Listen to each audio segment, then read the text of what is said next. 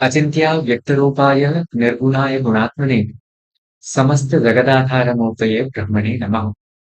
श्री गुरुभ्यो नमः। स्वागत है आप सभी का मेष राशि वाले जातकों के लिए दिसंबर 2024 के इस मासिक राशिफल के सत्र में। यहाँ पर यह जो राशिफल है वह चंद्र राशि पर आधारित है, अर्थात यदि किसी भी व्यक्ति विशेष की जन्म कुंडली में चंद्रमा यदि मेष राशि में स्थित थे तो ही यह राशिफल उस व्यक्ति विशेष के लिए प्रभावी है, अन्यथा नाम राशि से इसका प्रभाव देखने के लिए प्राप्त नहीं होगा। तो आरंभ करते हैं यहाँ पर आपके राशिफल का। इस राशिफल को विशेषतः हमने 5 भागों में बांट दिया है।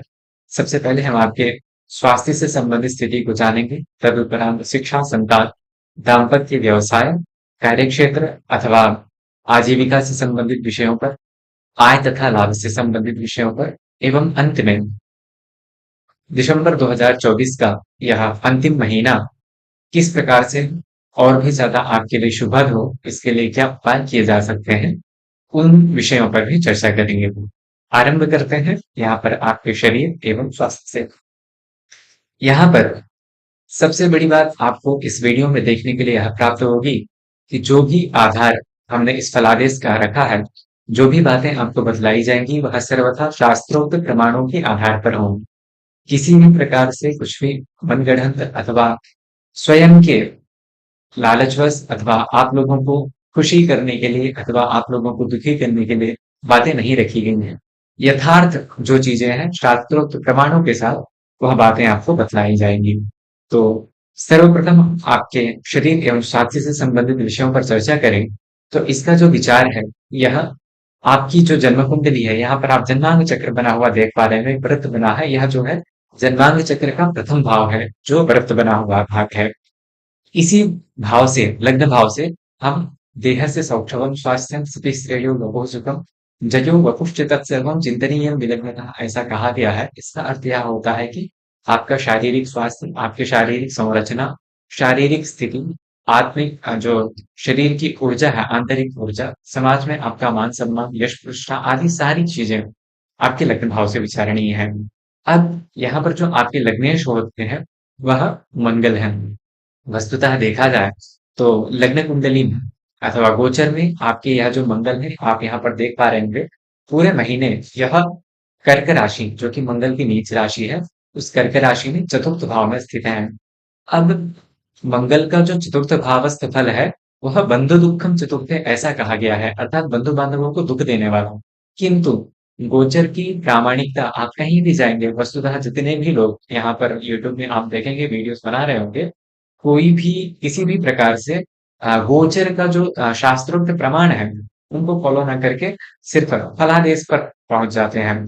यहाँ पर वस्तुतः देखा जाए तो यह मंगल नीच राशि का है, चतुर्थ भाव में है, माता के लिए कष्टकारी आदि इसके बहुत सारे जो है अशुभ फल बतलाए गए हैं। किंतु गोचर वश ग्रह जो है स्थान वशात फल देते हैं। यहाँ पर मैंने आपको लिख रखा है, यदि आप यहाँ पर प्रमाण देखेंगे कि मंगल जो है जन्मकालिक चंद्र राशि से 3, 6 और 11वें भाव में जो है शुभ फल देता है, किंतु 12वें, 9वें और 5वें भाव में यदि उसकी स्थिति होती है तो वही मतलब उससे यदि किसी ग्रह की स्थिति है तो वहां पर विपरीत वेदशय नाम जाना जाता है। यहाँ पर यदि आप देखेंगे तो मंगल से 9वें भाव में, ये अष्टम हो गया, 9वें में राहु की स्थिति है, अर्थात विपरीत वेदात शुभ, विपरीत वेद से यह जो मंगल है यह आपके लिए शुभ है। भले ही यहाँ पर जन्म कुंडली में अथवा ग्रंथों में जो भी फलादेश मतलब दिए गए हैं मंगल के चतुर्थ भाव के, वह फलादेश यहाँ पर घटित नहीं होंगे।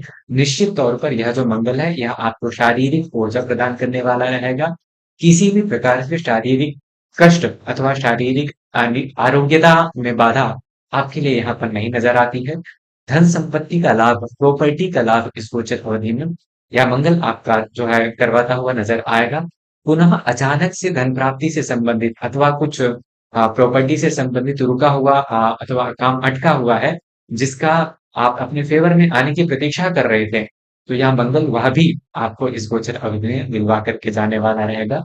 समाज में आपका मान सम्मान बढ़ाएगा तथा चूंकि यह मंगल गोचर में चतुर्थ भाव में स्थित है, अतः आप अपनी माता का सुख, बंधु बांधवों का सुख आदि सभी चीजें इस गोचर अवधि में देखने के लिए प्राप्त करेंगे। आगे बढ़ते हैं तो इसका जो शिक्षा तथा संतान से संबंधित विचार है यह आपके जन्म कुंडली के पंचम भाव से। यहाँ पर आप एक वृत्त बना हुआ देख पाएंगे। यह जो भाव विशेष है यह पंचम भाव संज्ञक है। इसी पंचम भाव से प्रज्ञा प्रतिभा मेधा विवेक शक्ति पुरातनम पुण्यम मंत्रा मात्यतनुजाः पंचम भाव सौमनस्यम अभिचिंत्य। अर्थात इस मंगल अथवा इस पंचम भाव से आपका तीन चीजें क्रमतया विचारणीय है। आपकी बुद्धि, आपका संतति तथा आपके जो भी पुण्य है इत्यादि मानसिक स्थिति का विचार जो है यह पंचम भाव से किया जाता है।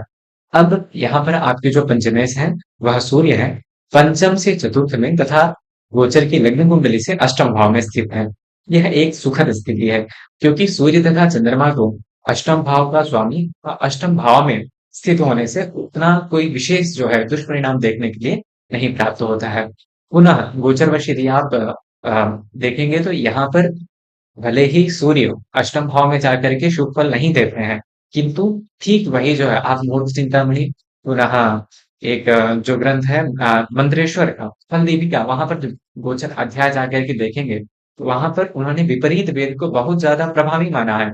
यहाँ पर यह बृहस्पति का ये सूर्य का जो पंचमेश सूर्य है अष्टम भाव में जाकर के बैठा है, तो यहाँ पर आप देखेंगे कि उसका जो अष्टमस्था है कलयति कलहम राजभीतिम च तापम। अर्थात यहाँ पर रोग त्रास मतलब भय पुनः कलह राजभीति आदि जो है इसके अशुभ परिणाम सामान्यतया यदि गोचर में यह सूर्य अष्टम भाव से गोचर करता है, किंतु यदि यही सूर्य विपरीत वेद से विपरीत वेद से वेधित हो जाता है तो यहाँ पर आप देखेंगे कि यहाँ पर यह जो सूर्य है यहाँ पे क्या लिखेंगे 90 12वें 14वें 5वें स्थान में वित्त होता है। अर्थात इस सूर्य से 9वें स्थान में, चौथे 12वें अथवा 5वें स्थान में यदि कोई सा ग्रह है तो वह जो है इसका वेद करेगा और विपरीत वेधा शुभ इस नियम के आधार पर इस यह अपने जो दुष्प्रभाव थे उनको न देकर के यहाँ पर गोचर वशात आपको शुभ परिणाम ही देखने देने वाला रहेगा। आप चाहें इस महीना इस चीज को आजमा करके देख सकते हैं कि यह फल आपके ऊपर घटित होता है या नहीं। तो यदि आप यहाँ पर देखेंगे तो वस्तुतः सूर्य का अष्टम भाव का जो गोचर वशात फल है वह अशुभ फल यहाँ पर जैसे कि मैंने आपको बताया अशुभ फल है, किंतु विपरीत वेग से यह जो सूर्य है यह शुभ फल देगा। अतः मानसिक स्थिति में सुधार, मानसिक रूप से आप यहाँ पर हृष्ट पुष्ट रहेंगे। पुनः जो लोग शिक्षा से संबंधित है अथवा गवर्नमेंट जॉब से संबंधित चीजों की प्राप्ति रख रहे थे अथवा उससे संबंधित कॉम्पिटिटिव एग्जाम्स वगैरह में बैठ रहे हैं छात्र वर्ग जो है उसके लिए यह जो गोचर अवधि है वह अत्यंत सुखद परिणामों को दर्शाता है। जो लोग संतान के सुख की कामना कर रहे थे उन लोगों को किसी न किसी प्रकार से पढ़ाई लिखाई से संबंधित अथवा आपकी जो संतति है वह सरकार के पक्ष से कुछ न कुछ बेहतर उपहार अथवा कुछ बेहतर सरकार के पक्ष से शुभ जो है समाचार आपको देखने के लिए प्राप्त होंगे। संतान की सुख भी इस गोचर अवधि में आपको दिखाई देगा। मानसिक रूप से निश्चित तौर पर यहाँ पर आप किसी भी प्रकार से कष्ट का अनुभव नहीं कर रहे हैं। शारीरिक तथा शिक्षा एवं संतान के दृष्टिकोण से भी यह जो गोचर है आपके लिए अत्यंत श्रेयस्कर है। आगे बढ़ते हैं, आपके दाम्पत्य प्रेम संबंध अथवा व्यवसाय से संबंधित विषयों पर चिंतन करते हैं। यहाँ पर इस विषय का जो विचार है यदि आप यहाँ पर देखेंगे तो यह जो है सप्तम भाव है, इसी सप्तम भाव से व्यवसाय का विचार हो गया, दाम्पत्य का अथवा प्रेम संबंध आदि से संबंधित चीजों का विचार किया जाता है। विवाह वदनालोक भाग्य समागम, इसका प्रमाण भी यहाँ पर जो भी चीजें मैं बताऊंगा इन सभी का प्रमाण यहाँ पर आपको इस पंक्ति में देखने के लिए मिल जाएगा। तो सप्तम भाव से विचारणीय विषय विवाह मदनालोक भार्याभर्तृ समागम शय्या स्त्री सर्वनष्टार्थ मैथुनान्यपि चिंतयेत्। अर्थात दाम्पत्य जीवन से संबंधित जो कुछ भी विषय है वह सप्तम भाव से विचारणीय है। अब यहाँ पर जो आपके सप्तमेश है वह शुक्र है तथा शुक्र जो है दसम भाव में जाकर के बैठे हैं गोचर से। शुक्र जब तीन स्थानों में गोचर करते हैं तो वह अशुभ परिणाम देते हैं। शुक्र खास तरीपूर्ण विहाय शुभता, यहाँ पर आप देखेंगे कि शुक्र जो है खा अस्त और रिपु, अर्थात खा मतलब दशम, अस्त मतलब सातवां और रिपु मतलब छठवां, इन तीन स्थानों में जब गोचर करते हैं तो अच्छे परिणामों को नहीं देते हैं। यहाँ पर भी यदि आप इसका फल देखेंगे तो कलह दशम भाव से शुक्र का जो फल है यहाँ पर कलह है, किंतु ठीक वही इसका जो विपरीत वेद का नियम आता है, यही शुक्र यदि अन्य ग्रहों से वेद के द्वारा वेदित हो जाता है तो यह शुभ परिणामों को देता है। तो यहाँ पर आप देखेंगे कि यह जो शुक्र है यह इससे चतुर्थ में भी देखेंगे तो यहाँ पर शनि है। अतः यह जो शुक्र है अथवा तृतीय में सप्तम में देखेंगे तो बृहस्पति है। अर्थात संपूर्णतया यहाँ पर यह जो शुक्र है आपको दाम्पत्य जीवन का, व्यवसाय में उन्नति कारक होगा। जो लोग प्रेम संबंधों की अभिलाषा रख रहे थे, क्योंकि शुक्र दशम भाव में जाकर के बैठा हुआ है, तथा यह जो शुक्र है आपका बृहस्पति से दृष्ट है, चूंकि बृहस्पति आपका भाग्येश है।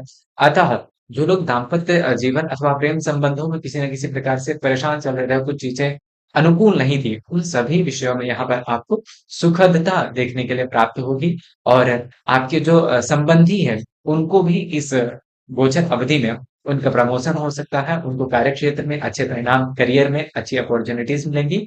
तथा जो लोग मतलब जो आपके क्या कहेंगे, मतलब स्पोर्स जिसको कहते हैं, दंपति जो हो गया, साथी जो हो गए आपके, उनका यहाँ पर आपके उनकी सुखदता की स्थिति यहाँ पर आपके गोचर वशात देखने के लिए प्राप्त होती है। व्यवसाय के दृष्टिकोण से यहाँ पर आपको सोच समझ करके इन्वेस्टमेंट करना चाहिए।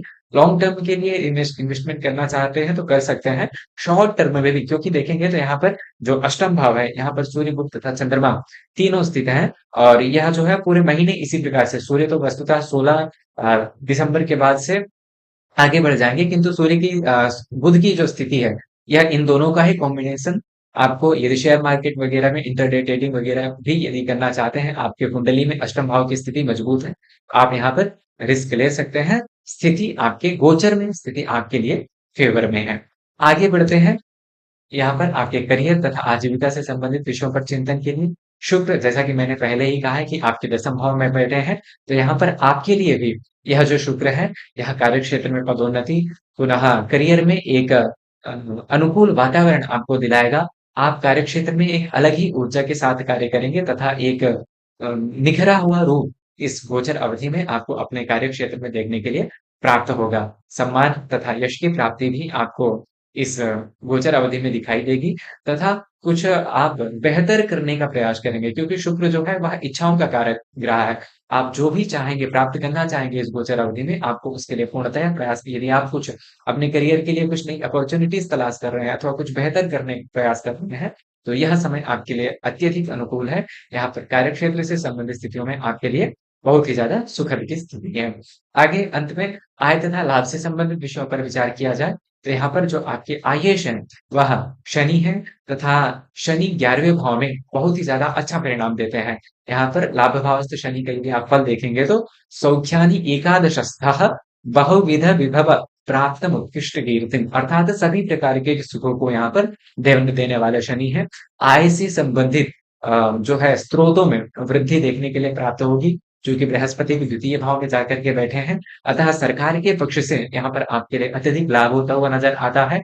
जो लोग धन संचय नहीं कर पा रहे थे इस गोचर अवधि में, आपके लिए उससे संबंधित स्थिति भी देखने के लिए मिलती है। पुनः बड़े भाई का सहयोग, आपके बंधु बांधवों का सहयोग भी इस गोचर अवधि में आपके लिए बना हुआ है, तथा घर परिवार में कुछ सुखद तथा एक उत्सव से संबंधित आयोजन भी हो सकता है, जो कि आपके लिए मानसिक रूप से तथा आय से संबंधित स्थिति को भी बहुत ज्यादा मजबूत करने वाला रहेगा।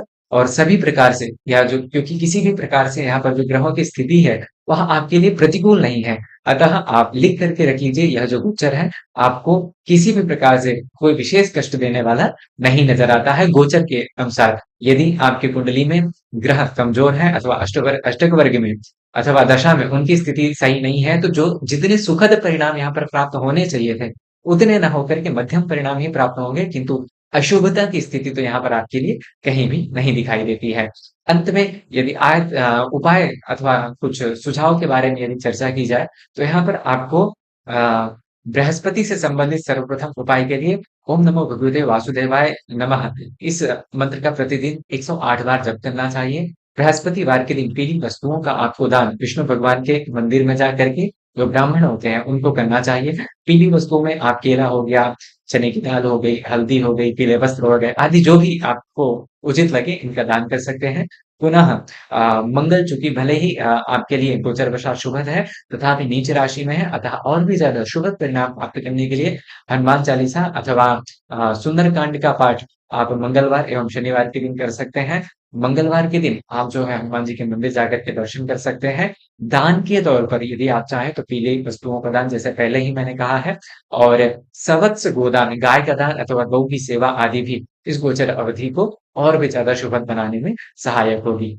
आशा है यह जानकारी आपको बेहतर लगी होगी। यदि किसी भी प्रकार के आपके सुझाव हैं, आप कमेंट के माध्यम से अपनी बात रख सकते हैं। वर्तमान के लिए इतना ही, मिलते हैं अगली वीडियो में। तब तक के लिए ख्याल रखिए अपना। नमस्ते, महादेव।